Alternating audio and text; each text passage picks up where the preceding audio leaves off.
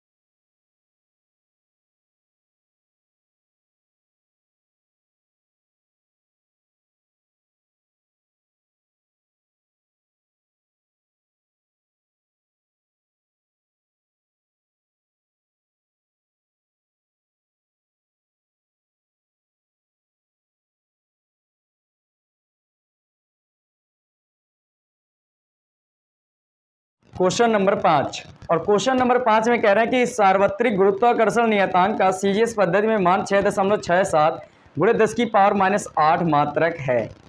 MKS पद्धति में इसका मान ज्ञात कीजिए। देखो ये क्वेश्चन नंबर 5 में क्या कह रहा है, ये आपको समझना है। क्वेश्चन नंबर 5 में दिया गया है कि सार्वत्रिक गुरुत्वाकर्षण नियतांक का सीजीएस पद्धति में मान है 6.67 गुणे 10 की पावर -8 मात्रक। जी का मान गुरुत्वाकर्षण नियतांक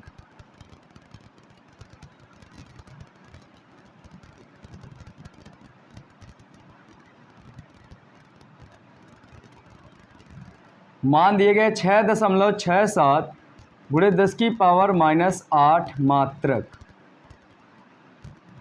और कह रहा है ये जो मान है ये सीजीएस में, ये किस पद्धति में है, तो सीजीएस में, सीजीएस पद्धति में।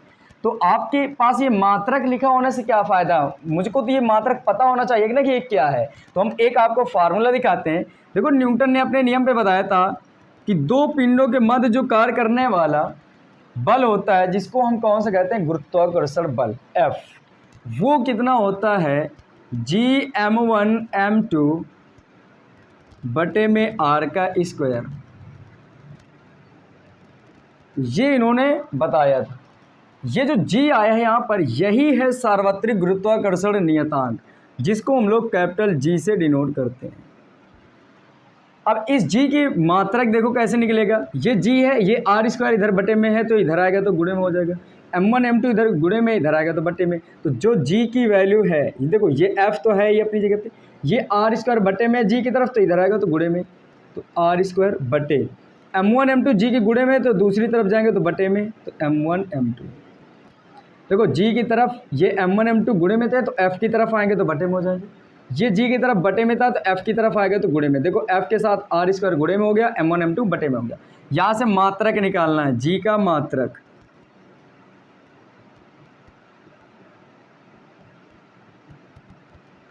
F का मात्रक होता है न्यूटन, R का मात्रक होता है मीटर, स्क्वायर लगाए तो स्क्वायर प्रति। देखो द्रव्यमान का मात्रक किलोग्राम, ये भी द्रव्यमान किलोग्राम, तो किलोग्राम इंटू किलोग्राम, तो किलोग्राम का स्क्वायर, ये निकल आएगा। तो इसका मात्रक जो G की वैल्यू आएगी 6.67 गुणे 10 की पावर -8। अब ये जो चीज़ें मैंने निकाली है, ये जो मात्रक है, ये किस पद्धति का है, MKS पद्धति का।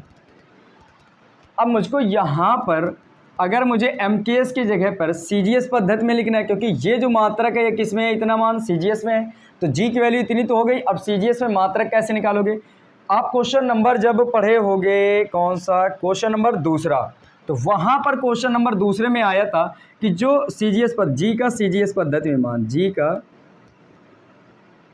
CGS में मात्रक वो क्या आएगा। देखो जो न्यूटन होता है इसको CGS में हम लोग डाइन बोलते हैं, तो ये डाइन आएगा। मीटर को क्या बोलते हैं CGS में, सेंटीमीटर, तो ये सेंटीमीटर आएगा। स्क्वायर है तो स्क्वायर लगा लो, प्रति। किलोग्राम यहाँ पर होता है MKS में और CGS में होता है ग्राम, तो ग्राम का स्क्वायर कर दो, तो क्या बनेगा CGS में, डाइन सेंटीमीटर स्क्वायर प्रति ग्राम स्क्वायर। तो ये लिख लो, डाइन सेंटीमीटर स्क्वायर प्रति ग्राम स्क्वायर, ये निकल आया। ये मुझको ये पता चला है कि उन्होंने ये जो चीज़ दी थी, हम लोगों ने फार्मूले की सहायता से ये निकाल लिया है कि G की वैल्यू आएगी, लेकिन ये जो मात्रक लिखा था वो क्या है सच में, ये मैंने निकाल लिया कि जो मात्रक CGS में आएगा इसके अनुसार, इस फार्मूले के अनुसार ये आना चाहिए। ये तो मैंने MKS में लिखा था और CGS में देखोगे तो ये आ जाएगा, तो ये मैंने लिख दिया क्योंकि ये CGS में दिया था। अब यहाँ से आपको G की पूरी वैल्यू पता चल गई है, न्यूमेरिकल वैल्यू और यूनिट के साथ। तो अब G से यहाँ से न्यूमेरिकल वैल्यू अलग करेंगे, यूनिट अलग करेंगे, तो n का जो मान निकलेगा वो आएगा 6.67 गुणे 10 की पावर -8, और जो U है वो है डाइन सेंटीमीटर स्क्वायर पर ग्राम स्क्वायर। ये मैंने लिख लिया। ये किस पद्धति में है, CGS में है।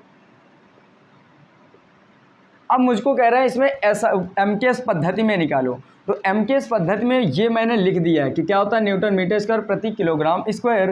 तो यहाँ से जो एमकेएस में आएगा, तो यहाँ से एन की वैल्यू कह रहे हैं एमकेएस में निकाल के बताना कितनी होगी।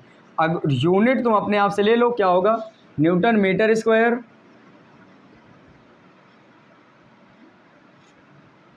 प्रति किलोग्राम स्क्वायर,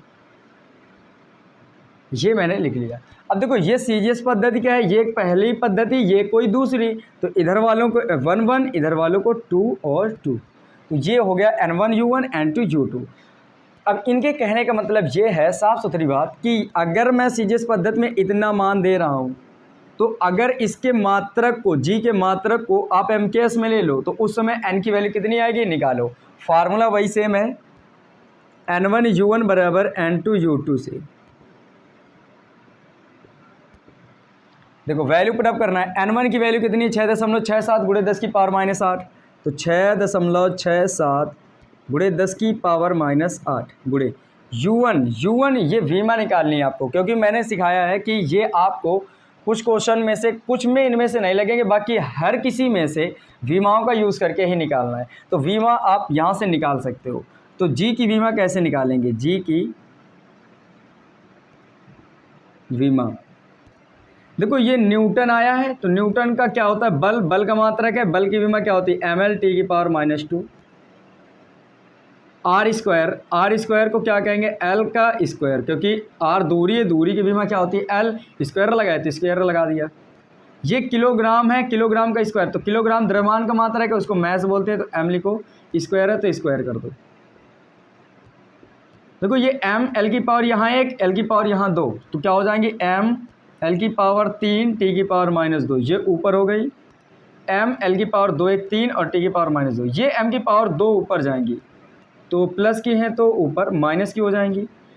यहाँ से देखो ये m की पावर 1 है प्लस की, ये -2, तो ये दोनों जब गुणे होंगी तो घट जाएंगी आपस में, तो m की पावर -1 बचेगा, क्योंकि बड़ी संख्या 2 है वो भी माइनस की, तो -1, l की पावर +3 t की पावर -2, ये निकल आएगा।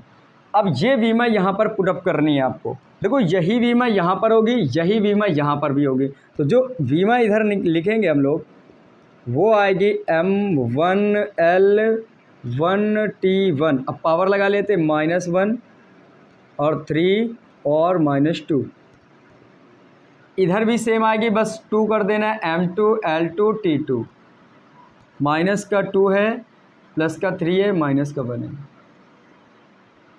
अब वैल्यू आपको रखना है, यहाँ पर वीमा रखो तो M1 L1 की पावर 3 और T1 की पावर -2, ये मैंने पुटअप किया, M1 की पावर -1, L1 की पावर 3 और T1 की पावर -2 इक्वल N2 रखना है, N2 की वैल्यू मुझको पता करना है, गुणे U2 रखना है, U2 की वैल्यू ये है M2 की पावर -1, L2 की पावर 3 और ये T2 की पावर -2।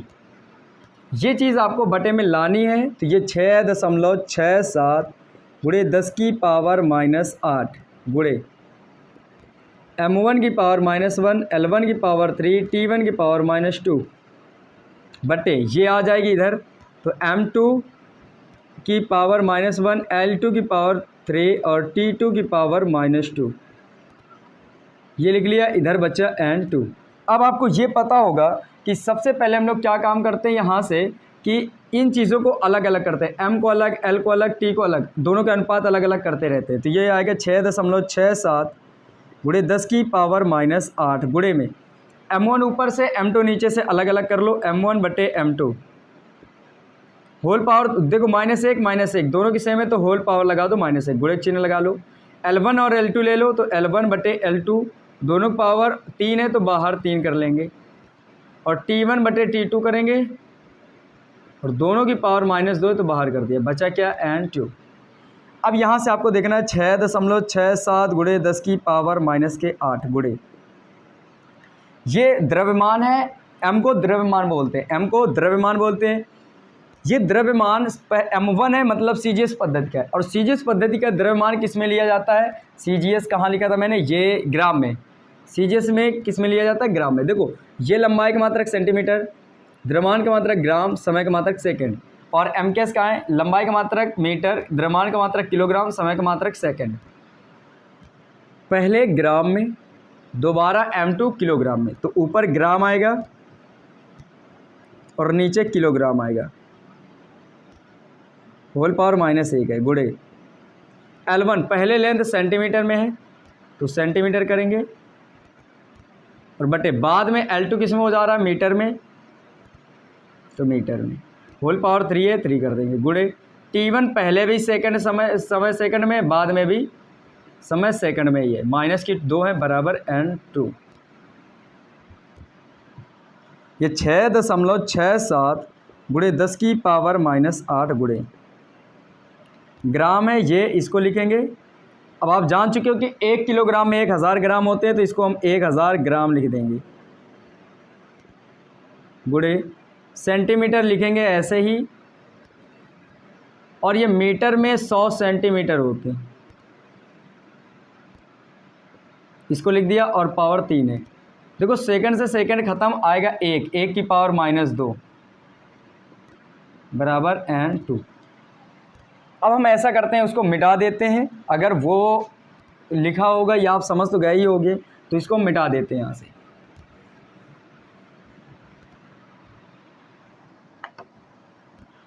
यहाँ से आपको देखना है N2 की वैल्यू क्या आएगी। देखो ये है 6.67 गुणे 10 की पावर -8, तो 6.67 गुणे 10 की पावर -8। आपको ऐसा ये मत सोचना कि ये N2 इधर कैसे आ गया। देखो बराबर के एक तरफ N2 है और दूसरी तरफ इतनी चीज़ें हैं, तो मैंने एक तरफ N2 रखा, अब दूसरी तरफ सारी चीज़ें लिख देंगे, तो उससे कोई दिक्कत नहीं होती। देखो ये ग्राम से ग्राम कट गया होगा, सेंटीमीटर से सेंटीमीटर कट गया होगा, तो ये क्या बचेगा, 1 ऊपर से आएगा, नीचे से 1000 आएगा, तो गुणे में आएगा 1/1000। पावर देख लेते हैं कितनी है इसकी, -1 थी पावर ये, तो ये होल पावर कितनी बनाएगी, -1 गुणे ये 1/100 बचा, पावर 3 है, तो 1/100 और होल पावर 3। 1 की पावर 4 जितनी हो जाए, उत्तर 1 आएगा। ये लो लिख दिया मैंने। N2 देखो अब 6.67 गुणे 10 की पावर -8 गुणे 1/, इसको हम कितना लिख सकते हैं, 1000 को 10 की पावर माइनस की ये प्लस के 3 लिख सकते हैं, और होल पावर कितनी है, -1 गुणे ये 1/100 को क्या लिख सकते हो, 10 की पावर 2, होल पावर 3 है, गुणे में 1 है, तो N2 बराबर 6.67 गुणे 10 की पावर -8 गुणे ये जब पावर ये कोष्टक हटाएंगे तो ये 1 पावर -1 इसको भी देंगे, -1 इसको भी देंगे। देखो यहाँ पर जब 1 की पावर लगाओगे -1 तो कुछ भी हो जाए कि पावर उत्तर कितना आएगा, 1 नीचे। जब इसको दोगे पावर तो इसके पास पहले से ही पावर है, जब 1 और दोगे तो पावर का गुणा हो जाता है, तो 3 1 के 3, तो 10 की पावर 3, लेकिन चिन्ह कैसा आएगा, माइनस का, क्योंकि ये प्लस ये माइनस, तो उत्तर माइनस का, गुणे 1/, देखो 1 की पावर 3 दोगे उत्तर 1 आएगा। ये 2 हैं, 2 3 6 हो जाएंगी, और 1 तो लिखने से कोई फ़ायदा नहीं, क्योंकि 1 का तो 1 ही होता है, लिख लो फिर भी। 6.67 गुणे 10 की पावर -8, देखो ये 10 की पावर -3 है, ऊपर जाएगी तो 10 की पावर +3 होंगी, गुणे ये 10 की पावर +6 है, ऊपर जाएंगे तो 10 की पावर -6 हो जाएंगे, और गुणे में 1 का गुणा मान लो इसमें हो गया तो इतना ही तो आएगा, 1 का गुणा जितने में करो उतना ही आएगा, 1 नहीं लिख रहे हैं अब हम। N2 बराबर 6.67 गुणे 10 की पावर, देखो यहाँ से ये माइनस की है, ये भी माइनस की, तो 8 6 14 माइनस की हो गई पावर, और गुणे में 10 की पावर ये कितने लिखे, 3। मैंने माइनस वालों को जोड़ लिया, क्योंकि माइनस वाली घातें जुड़ जाती हैं। N2 बराबर, और प्लस वाली जैसे जुड़ती हैं वैसे माइनस वाली। अब यहाँ से अगर मैं देखूँ तो 6.67 गुणे 10 की पावर, ये माइनस की पावर ये प्लस की पावर, दोनों 10 की पावर है, एक माइनस एक प्लस की, तो घटेंगी, तो 14 में से 3 घटा दो तो 11 बचेंगे, तो माइनस की बचेंगी 11। अब ये बोलो कि N2 किस में लेना था मुझको, न्यूटन मीटर स्क्वायर प्रति किलोग्राम स्क्वायर। N2 का मान तो ये आ गया। अब तुम लिख सकते हो अतः MKS में G की वैल्यू बराबर वो हो जाएगी 6.67 गुणे 10 की पावर -11, और मात्रक क्या आएगा, न्यूटन मीटर स्क्वायर प्रति kilogram square, newton metre square प्रति किलोग्राम स्क्वायर। तो ये रहा आपका इस क्वेश्चन का आंसर। आई होप कि ये क्वेश्चन भी आपको पूरी तरह से समझ में आया होगा और आप मेहनत करोगे तो ये बिल्कुल भी आपको कठिन नहीं लगने वाले हैं और मैंने सारी चीज़ें आपको डिटेल्स में समझा दी है। तो आप इसका स्क्रीनशॉट लो, फिर बढ़ेंगे नेक्स्ट क्वेश्चन पर। अब क्वेश्चन नंबर 6वां, क्वेश्चन नंबर 6वें में कह रहे हैं कि 100 वाट या जो क्वेश्चन में लिखा जूल पर सेकंड के बल्ब की सामर्थ्य को सीजीएस मात्रक में व्यक्त कीजिए। देखो मुझको एक जो वाट है वो शक्ति का मात्रक होता है और कह रहे हैं ये शक्ति के मात्रक को तुम सीजीएस पद्धति में व्यक्त करके मुझे बताओ कि कितना आएगा। तो ये क्वेश्चन नंबर मेरा है 6वां। यहाँ पर जो मात्रक दिया शक्ति या सामर्थ्य का, तो उसको हम पी से डिनोट कर लेते हैं, शक्ति को पी से डिनोट करते हैं, वो आ गया 100 वाट और कोष्टक में लिखा है जूल पर सेकंड, जूल पर सेकंड। अब आपको ये समझना है जूल पर सेकंड को हम क्या लिखें और कैसे समझोगे कि इसको हम क्या कहेंगे। ये किस पद्धति में है? एमकेएस पद्धति में, एमकेएस पद्धति में। पहले तो आप सबसे पहला काम ये करो कि यहाँ से यूनिट और न्यूमेरिकल वैल्यू अलग अलग करो। तो देखो ये जो 100 है ये न्यूमेरिकल वैल्यू है तो इसको n बोलेंगे, n की वैल्यू आपको पता चल गई 100 है। u कितना, चाहे वाट लिख लो और फिर चाहे ये कोष्टक में लिख लो जो जूल पर सेकंड लिखा है, क्योंकि वाट को ही हम ये बोलते हैं जूल पर सेकंड। तो आप ये वाला लिखो, इससे आसान होगा। तो u बराबर जूल पर सेकंड, तो मैं हिंदी पे लिख ले रहा हूँ जूल पर सेकंड। अब ये कह रहे हैं कि आप सीजीएस में निकाल के बताओ इसका मात्रक क्या होगा, किसमें? सीजीएस में, ठीक है। एमकेएस में ये दिया है और सीजीएस में आपको निकालना है। सीजीएस में एन की वैल्यू क्या होगी?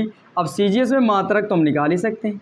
देखो जो सीजीएस में जूल को क्या कहते हो? अर्ग कहते हो। जूल को क्या बोलते हो? अर्ग पर। अब सीजीएस में समय का मात्रक तो सेकंड ही होता है, तो सेकंड कर दिया। अब ये सब अर्ग क्या है, यहाँ पर जूल क्या है, ये सब चीज़ें आप तोड़कर समझो। देखो जूल किसका मात्रक होता है? कार्य का। जूल किसका मात्रक होता है? कार्य का। तो हम इसको और तोड़ेंगे ताकि आपके दिमाग में सारी चीज़ें साफ साफ दिखने लगे कि ये जूल है क्या आखिर। तो हम कार्य लिखते हैं और कार्य का मात्रक क्या होता है? जूल। तो यहाँ से आपको समझना है कि जूल को हम तोड़कर क्या लिख सकते हैं। कार्य को हम क्या लिखते हैं? W बराबर F इंटू डी, बल गुणे विस्थापन, बल गुणे विस्थापन। अब यहाँ से F के मात्रक सही से निकालो तो जो W का मात्रक आएगा, W का मात्रक, F को क्या बोलते हैं? न्यूटन, और D विस्थापन है, डिस्प्लेसमेंट, इसको मीटर बोलेंगे। तो न्यूटन मीटर होता है। क्या होता है? Newton metre, newton metre. तो ये जो जूल है इसी को बोलते हैं न्यूटन मीटर। जूल को ही क्या बोलते हैं हम? Newton metre. तो यहाँ से अगर मैं इसको और थोड़ा सा तोड़ दूँ तो यू का जो हम देखेंगे वो क्या आएगा? न्यूटन मीटर पर सेकंड, ये है इसका मात्रक। अब आप जान गए होंगे कि न्यूटन बल का मात्रक होता है, मीटर दूरी का मात्रक होता है, सेकंड समय का मात्रक होता है। तो जूल से आपकी बढ़ सकती थी जटिलता। यहाँ पर क्या हुआ कि आपको जूल हटाकर मैंने न्यूटन मीटर कर दिया, तो आपके दिमाग में आया होगा कि अब ये इजी लग रहा है मुझको। मैंने क्या किया कि ये बल को, ये W को मैंने दिखा दिया कि F इंटू डी होता है, यहाँ से मात्रक निकाल लिया और इसी मात्रक को हम जूल बोलते हैं। अब यहाँ से इन्होंने कहा सीजीएस में निकालो, तो देखो जो न्यूटन मीटर को जो यहाँ से आया है इसी को अगर मैं सीजीएस में निकाल लूँ तो वो जो निकल के आएगा कार्य का मात्रक, उसी को क्या बोलेंगे? अर्ग। तो यहाँ से अगर मैं सीजीएस में निकालता इसको सीजीएस में, तो देखो ये अगर मैं इसका मात्रक सीजीएस में निकालता तो जो न्यूटन है इसको डाइन बोलते हैं, क्वेश्चन नंबर दूसरे में पढ़े हो। और ये जो डी है डिस्प्लेसमेंट, ये दूरी होती है और दूरी सीजीएस में किस में ली जाती है? सेंटीमीटर में। तो डाइन सेंटीमीटर आता है। क्या आता है? Dyne centimetre. तो यहाँ से मैं इसको अलग से लिख कर दिखाऊं तो ये क्या आएगा? डाइन सेंटीमीटर पर सेकंड, डाइन सेंटीमीटर पर सेकंड। यहाँ पर जो यू है वो न्यूटन मीटर पर सेकंड। तो अब आपको इन दोनों से देखना है कि ये और ये, इनसे आपको देखना है, क्योंकि ये वाले छिपे थे, इनमें हम समझ नहीं सकते कि ये क्या है। ठीक है। तो तुम लोगों के लिए ये मैंने इजी कर दिया है। अब इससे आपको देखना है, देखो ये N1 कर लेते हैं, ये U1 कर लेते हैं, ये N2 और ये U2। फार्मूला अब फिर से लगा लेते हैं हम लोग कि N1 U1 बराबर N2 U2, ये फार्मूला लगाया। वैल्यू पुटअप करो, यहाँ से एक की वीमा निकाल लेते पहले, इसकी वीमा निकालेंगे तो अपने आप सब वीमा निकल आएंगे। देखो न्यूटन मीटर की वीमा पहले यहाँ से निकाल लेते हैं।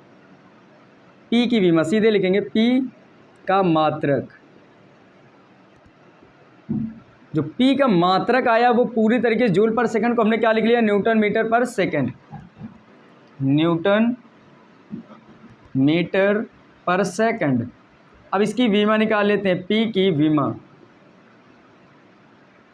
जो वीमा आएगी देखो न्यूटन बल का मात्रक है तो बल की वीमा लिखो तो mL/T की पावर -2 बल की वीमा हो गई। गुणे पे ये मीटर है साथ में तो मीटर की वीमा L हो गई, क्योंकि लंबाई की, ये मीटर के एक प्रकार की लंबाई के L होती है। बटे में क्या टाइम सेकंड तो T की पावर 1, कुछ नहीं है तो पावर 1, ऐसे अभी T देख लो, सेकंड के क्या हो गए T। यहाँ से देखो M है, ये L की पावर यहाँ भी 1 है, L की पावर यहाँ 1 है, तो M L की पावर 2 हो गई, M L की पावर यहाँ 1 यहाँ 1 तो 2 हो गई, और T की पावर -2 है। ये T की पावर जब कुछ ना दिखे तो 1 तो होती ही है हर संख्या पे, इसको ऊपर ले जाएंगे तो T की पावर -1 बन जाएगी।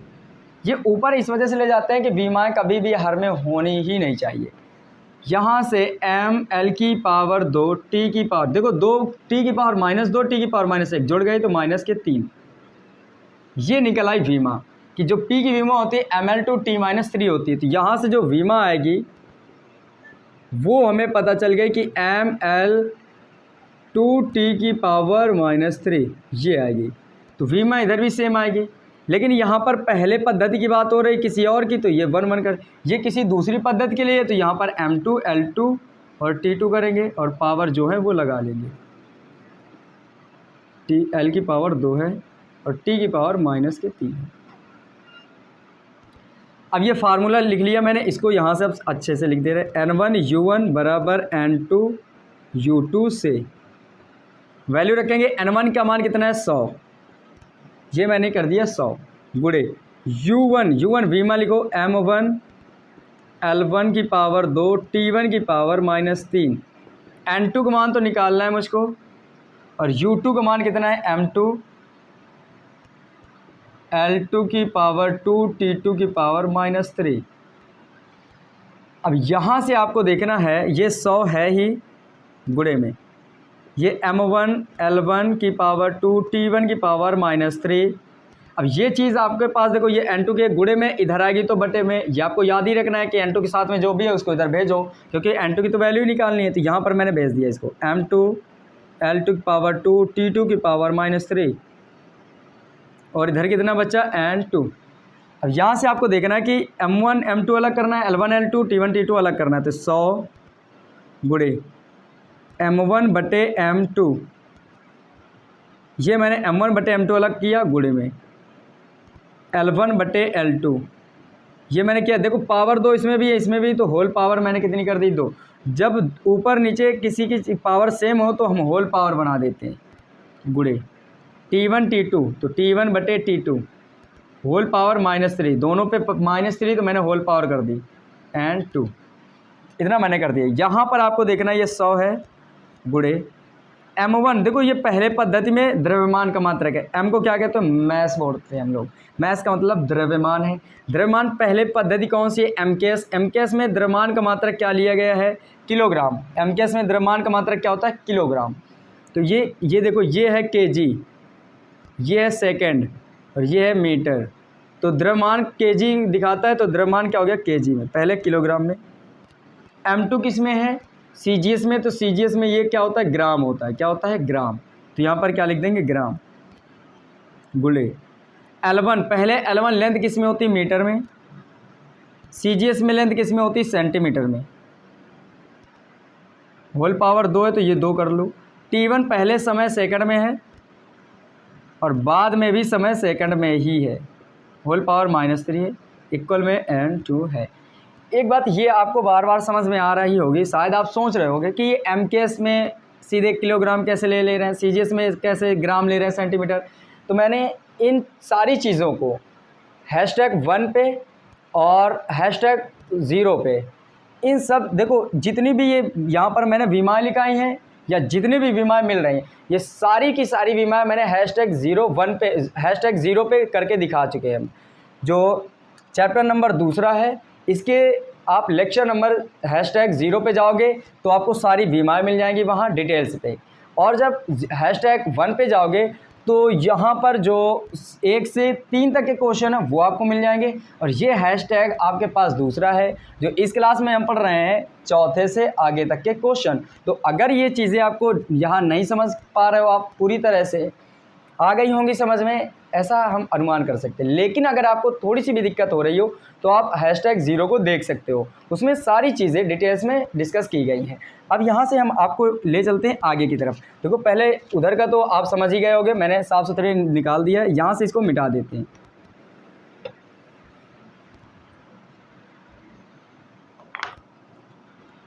अब देखो यहाँ से एक तरफ N2 है, एक तरफ ये सारी चीज़ें, तो हम एक तरफ N2 लिख ले रहे हैं और एक तरफ ये सारी चीज़ें। ये 100 है गुणे, ये किलोग्राम है, नीचे ग्राम है, तो किलोग्राम में कितने ग्राम होते हैं? 1000 ग्राम, और बटे में ये ग्राम तो लिखा ही है, गुणे में यहाँ से मीटर है तो मीटर में कितने सेंटीमीटर होते हैं? 100 सेंटीमीटर, बटे में ये कितना लिखा है? सेंटीमीटर, तो ये मैंने कर दिया सेंटीमीटर।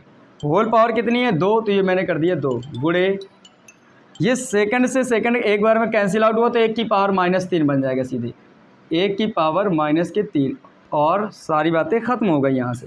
देखो ये N2 बराबर 100 तो है, ये गुणे पे, ये ग्राम से ग्राम कैंसिल, सेंटीमीटर से सेंटीमीटर कैंसिल, तो ये बचा 100, ये 1000 बचा, 1000 ये मैंने लिख दिया गुणे, ये बचा 100, तो 100 ये मैंने लिखा। इसकी होल पावर कितनी है? 2 गुणे 1 की पावर 4, जो भी है उत्तर आएगा 1।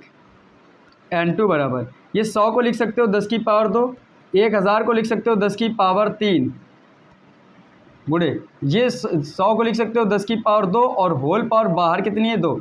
1 का गुणा 100 में करोगे तो मान लो 100 के 100 ही होता, 1 से कोई मतलब नहीं। N2 10 की पावर 2 ये है, 10 की पावर 3 ये है, और 2 दूने 4, 10 की पावर 4 ये हो गई। तो N2 की वैल्यू कितनी आएगी? 3 2 5 4 9, 10 की पावर 9, ये N2 की वैल्यू निकल आई। मतलब ये है कि जब आप शक्ति को 100 वाट समझ रहे होगे MKS पद्धति में, उस समय जब शक्ति को CGS पद्धति में लेकर देखोगे उस समय वो 10 की पावर 9 बना देगा।